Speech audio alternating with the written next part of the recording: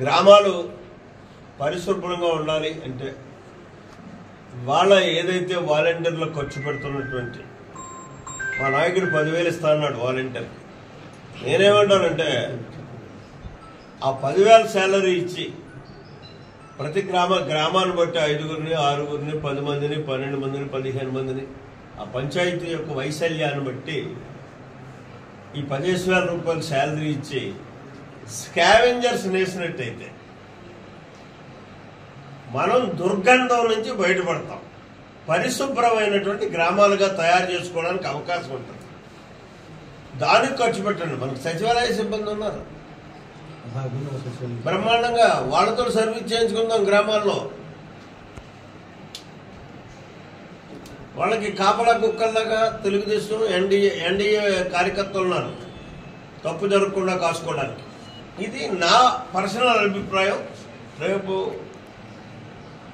మా legislative party మీటింగ్లో కానీ శాసనసభలో అయినా సరే ఇది నేను చెప్పదలుచుకున్నాను, అడగదలుచుకున్నాను, ఒత్తిడి తేదలుచుకున్నాను. ఎందుకంటే మనం ప్రభుత్వ ప్రజాధనాన్ని ఎక్కడి నుంచి వస్తుంది?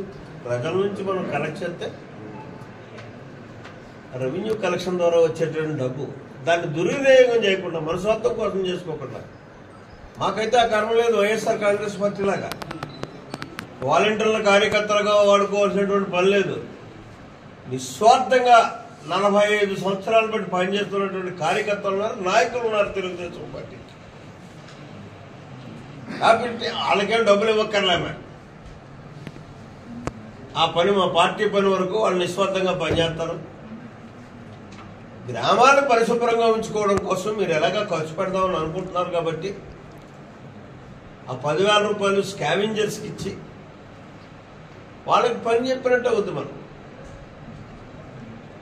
ఇందులో ఎవరైనా ఉంటాను స్కావెంజర్గా అంటే అభ్యంతరం లేదు, వాళ్ళకే ఇస్తాం. కాబట్టి ఆ రకంగా చేస్తే బాగుంటుంది అన్నది ప్రభుత్వానికి నా సూచన.